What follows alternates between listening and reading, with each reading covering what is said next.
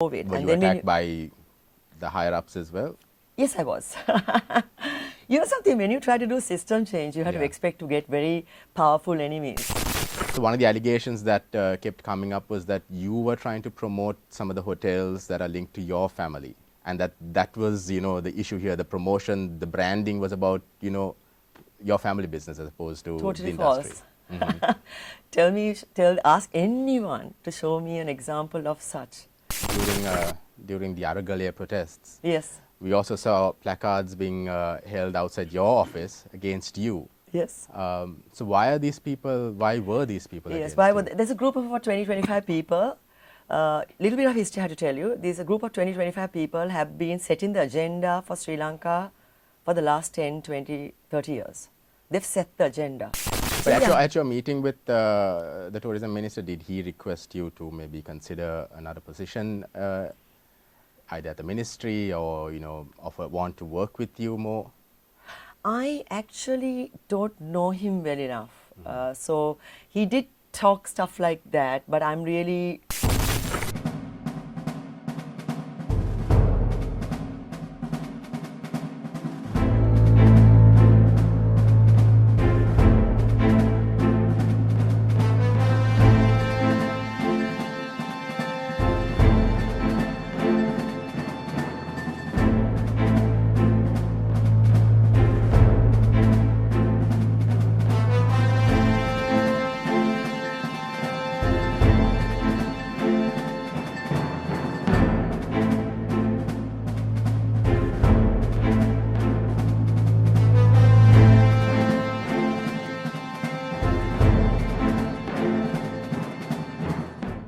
Hello and welcome to another episode of On Fire here on Daily Mirror. I'm Easwaran Rutnam.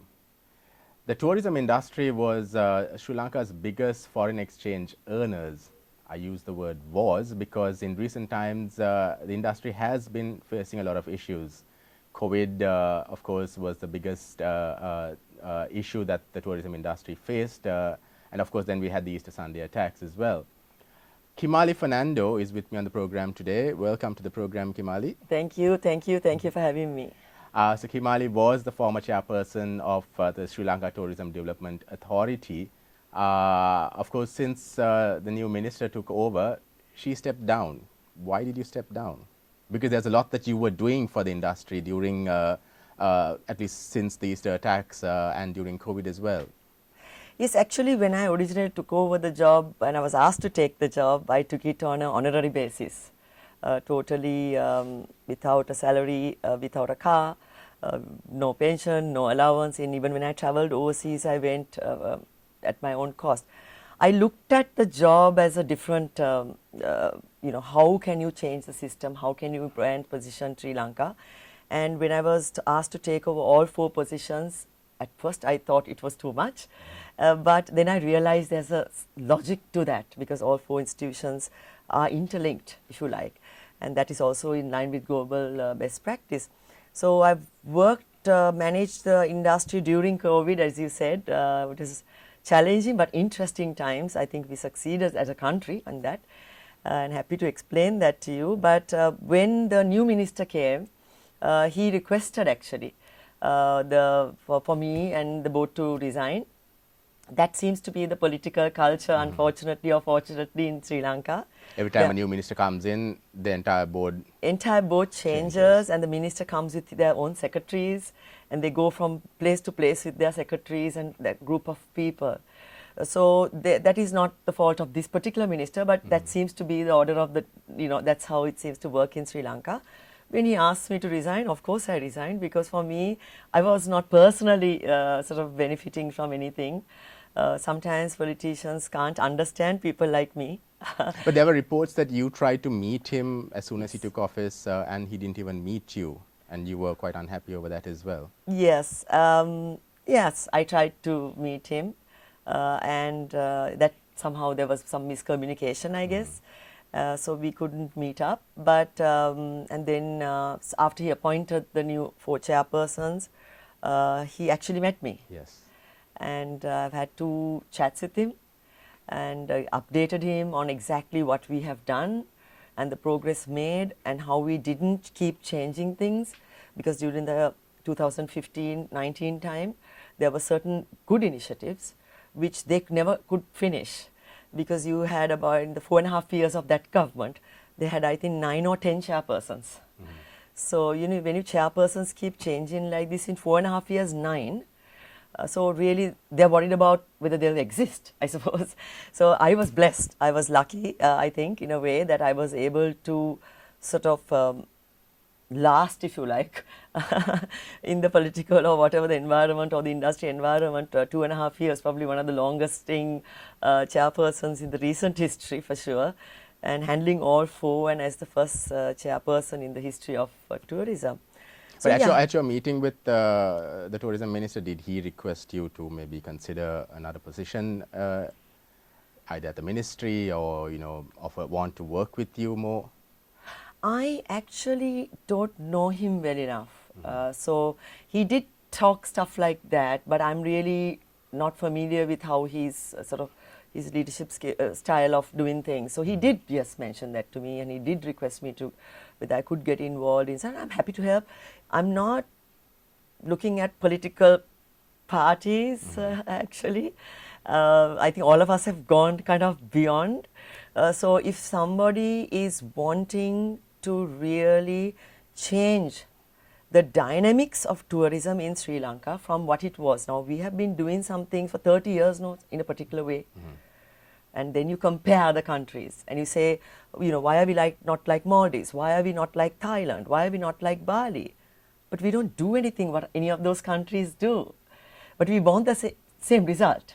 So what I was trying to do was to reposition Sri Lanka as where it deserves. So if it is this minister, another minister, because when he came, he met me, he said he's going to have this job for 3 months originally. And I was thinking, you know, like changing leadership in tourism in this manner. Political environment, maybe you know, you can do that, but even politicians, they have to brand and position themselves, but they get away changing positions. But, and branding, and they change. And even you and I, we brand ourselves. Companies, you know, whether it's Apple or Emirates or Qatar or whatever, we all, BMW, whatever, they all brand ourselves. And branding and positioning a country has to be looked at like this, where we look at our strengths, right? Our diversity, you know, we can do so much. Our compactness, it's a small island. And authentic, we are not put on, right? It's authentic. So I was looking at positioning our country as everything that Asia has to offer. And so Sri Lanka was one of these? Yes, so Sri Lanka was not brought by me. It was there before. And, you know, a lot of people talk about So Sri Lanka and say, oh, I don't like So Sri Lanka. Some like So. It's a very passionate views in Sri Lanka about a tagline. But I urge people to think about that. Yes, we have incredible India. Incredible India. Both are incredible India. Then truly Asia, Malaysia, Asia, Malaysia. It tags, it works. But there are lots of other countries have taglines. And many of us don't know the tagline. Because it's not really that important. Sri Lankans, I think we've all got hung up on a tagline. So Maldives has a tagline, but no one's, nobody's, you know, you have fun in Philippines. It's also a little bit of traction you're getting. So I think Sri Lanka is because of the S and the S, I think, like India and Incredible India, they've used that. You can work with So Sri Lanka. You know, if you can work it, you know, so enthralling, so exciting, so, you know, you can use the so and work it out. And that was then, and we worked with it. We didn't go to change it. Because I think every time a political party changes and their color changes and the leader changes, you can't change nation branding. And the thing is that nation branding is not, see, tourism normally wouldn't do nation branding. Nation branding is higher, if you like, than tourism, right? So you have a nation and you have a nation branding. So think of like an example, Singapore. What's your view? Law and order, things work, you know, all that. If you think of Japan, you think technology and reliable, and you have this, you have, say Germany. You say the cars and manufacturing, and they're strong at that.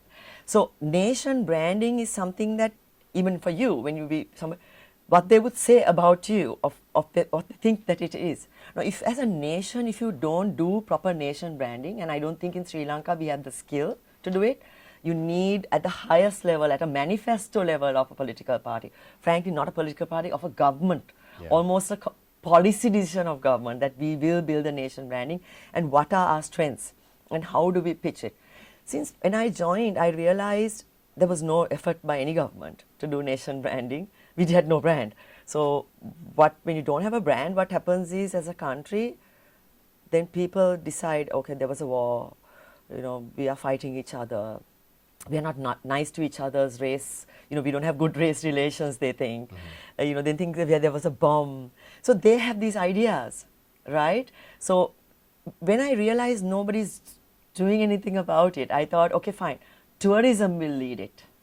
Right? And so therefore I spoke to BOI, I spoke to EDB as well at that time, and I said, let's work together. I spoke to the Jewelry Association. So you were given the freedom by the then minister to work independently? The leadership at that time, I must say, gave me, from the president to the minister, and I'm not a very political kind of a person, but they did give me the room to work.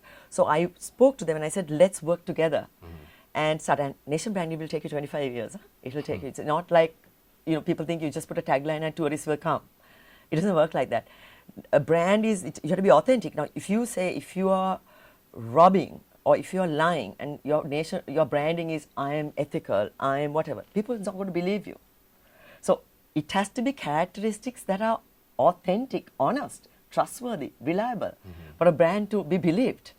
And when there's a lot of misconception about positioning and branding. Now, when I say positioning and branding, there's a small group of very vocal industry stakeholders who are often in the media as well, who misunderstand me and they think I'm working against them. I am not working against them. Yeah, I was going to come to that because during the Aragalia protests, yes, we also saw placards being held outside your office against you. Yes. So why were these people Yes, against you? There's a group of about 20-25 people. Little bit of history I have to tell you. There's a group of 20-25 people have been setting the agenda for Sri Lanka for the last 10, 20, 30 years. They've set the agenda. These are very influential people. Connected, they lobby well, they connect to any political party, they will lobby their agenda. And I don't find a fault with that, because that's what they know and that's what they do. And that you see in a lot of other industries, actually. You can't only blame tourism.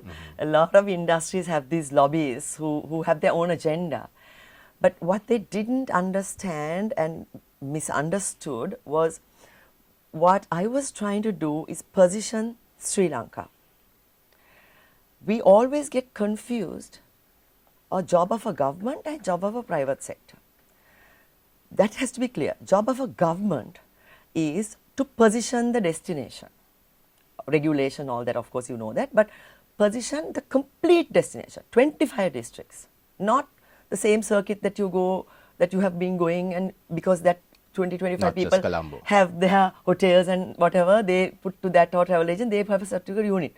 No, the job of government is to build a people-centric economy, help from the poor, because the poor, the pyramid, you need to raise. So what happens is, when you do nation branding, you position your country, not means, now they say, oh, she wants to do high end. There again, there's misunderstanding. It is not high end, it's higher yield. When you position a country, now Maldives, a lot of people talk about Maldives. People who bring tourists at $40, $50 are talking about Maldives, which I find quite, I don't know whether to laugh or cry sometimes. Yeah. But they talk about Maldives. Maldives consistently position themselves as a luxury brand. I'm not saying we should do that. No. But I'm just giving you an example. Yeah. Maldives. But the concern was that you were ignoring the backpackers, was it? No, the concern was not that. I was helping the masses a lot. I gave a voice to the masses. I gave a voice to the stakeholders that they did not have a voice. That actually was the allegation against me, that I was helping the masses too much. Right? That was the criticism. That saying that I am talking about tour guides and I'm talking a minimum wage for tour guides. They are paid 2,500 rupees. They work a whole day and they take 20, 30 tourists and they get 2,500. That's not right. And they were not paying the kilometer rate, which was for the bus owners and drivers and chauffeur guides.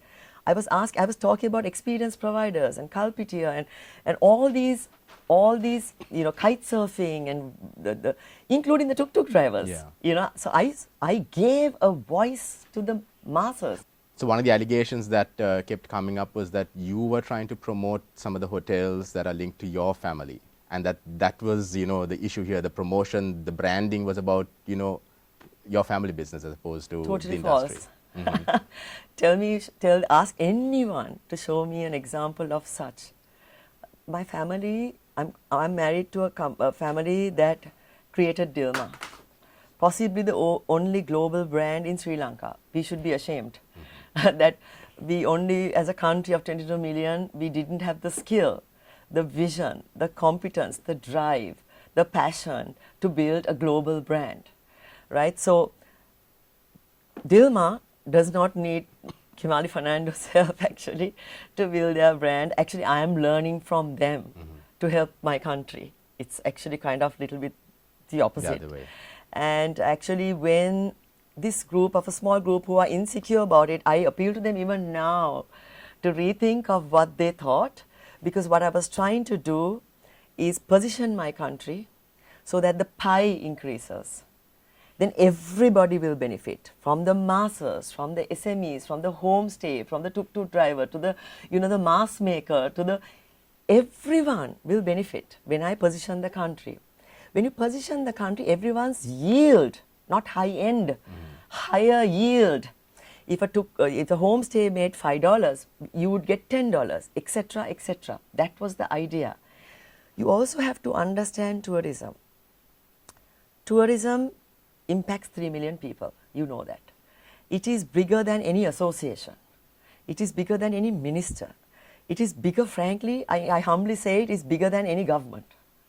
Tell me an industry that has 3 million people except agriculture. And they are also not together. They are all over the country. Even tourism is all over the country. But we have 3 million people. When you had COVID and things, you realize the impact tourism had, right? So how does a tourist come, even yourself and myself, why do we decide on a country? Where do we want to go? We are first inspired. We inspire someone to travel. I want to travel to Asia. Oh, I've heard lots of good things about Sri Lanka. Amazing scenery, amazing beaches, amazing wildlife, amazing food, amazing Elevedakama, amazing Ayurveda, and etc., etc. We have so much, right? I want to go there. Then they start to research. That's the next step. After they research, they say, okay, I need to book a hotel. Where do I stay? Do I stay in homestay? Do I stay with a farmer? Or do I stay in a tree house? Or do I stay in a camping site? Do I stay in a rest house? Or do I stay in a 5-star, 4-star boutique, or villa, whatever? You decide that. After you decide that, you say, okay, fine, how do I book it? Generally, if I summarize, there are 3 broad ways they book. One is, and which is growing a lot, is OTAs. Booking.com, Airbnb, Agoda, Expedia, whatever, where a lot of the younger sort of a generation, and even my age group, I'm 58, even I book like that, right?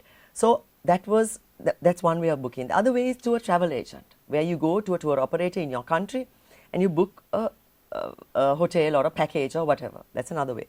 Another way is you directly book. You've heard about this brand. Yeah. Oh, I want to go and stay in this hotel because I've heard stuff about it. So then you decide how do you book. After you do that, then you talk to friends and people. I decided on this place, and what do you think? You get feedback. Yeah. You get reassurance but about that. Were we targeting the correct countries when we were trying to brand Sri Lanka at that point? The reason I say this is because, at one point we saw, a certain individual with political connections trying to bring more Russians here, and then, Ukrainians, and one felt that was not our market. Or was it? That was when we had COVID. Yeah. When we had COVID, I think I know the person you're talking about. He wanted to bring from these countries and only open the country for those countries, for which I objected, Yes. to be honest. And for that, I regularly get attacked. But I still stand by that. You cannot close a country because of COVID. Were and you then attacked by the higher-ups as well? Yes, I was. You know something, when you try to do system change, you have to Yeah. expect to get very powerful enemies. I have done system change right throughout my career. and stood up for what is right. Did it make you feel that, okay, maybe you're at the wrong place now if there's going to be that sort of pressure? Because we are I mean, let's be honest, we're talking about Udayanga Veeratunga, and Veeratunga has that connection. Were you at that point thinking, okay, maybe you need to leave earlier? Not really. No. You were willing to stay on and fight? Yeah. For me, it's not only this situation. I mean, this situation was, the country was closed and we wanted to open it. And then we were told to open the country for, so I said that it should be allowed to everybody, not to one or two particular countries. All countries are valuable. All travelers are valuable. All travel agents are valuable. All hoteliers, accommodation sector are valuable. All 3 million people in this industry are valuable for me. That's how I saw it. And I didn't want to open it for one country or the other, for whatever the connection people had. Yeah. And there's another misconception he has. He keeps saying, she actually made all these regulations, health regulations. This is complete display of ignorance, I think, by somebody. Sorry to say that way so bluntly, but he wants the PCR testing stopped. And yeah.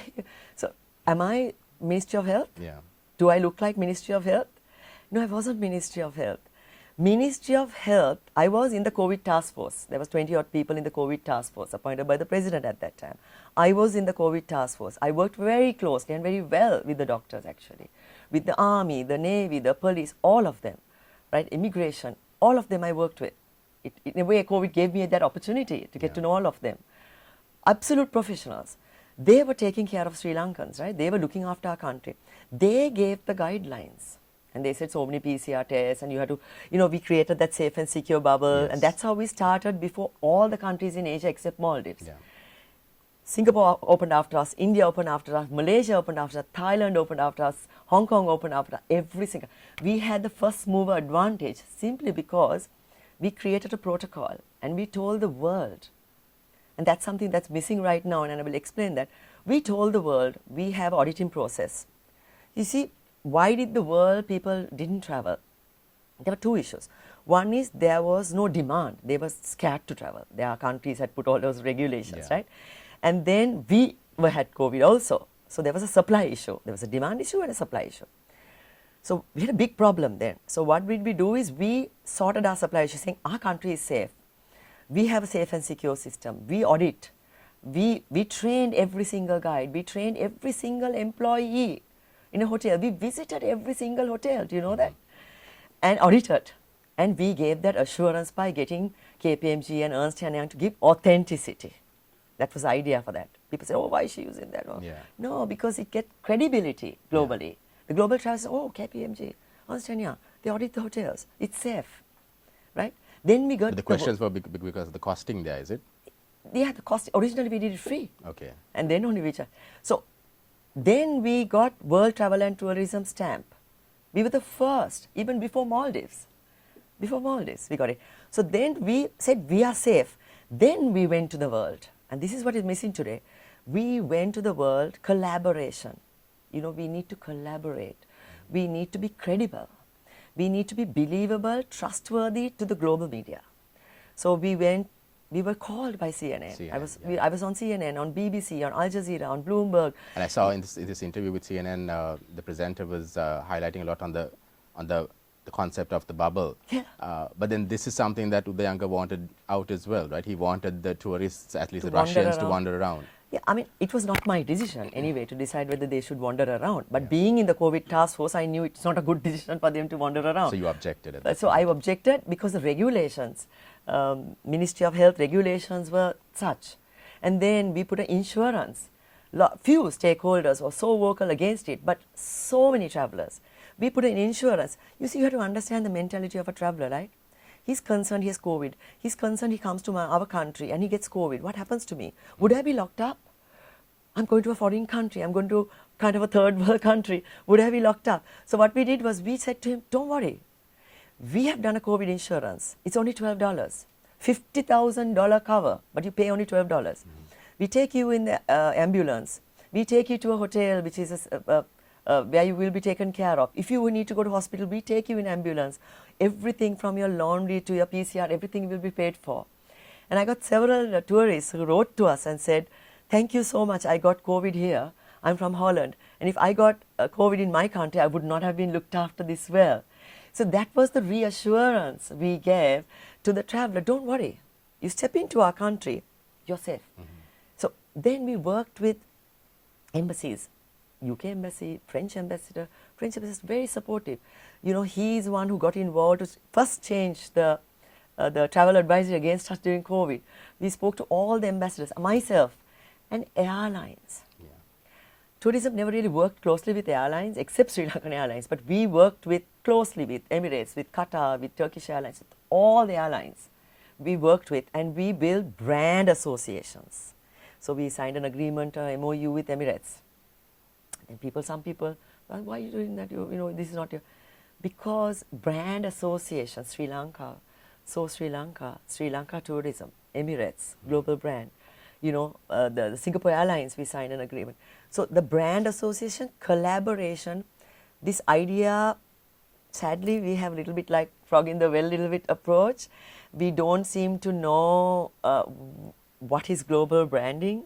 We don't seem to accept that we really don't have the knowledge.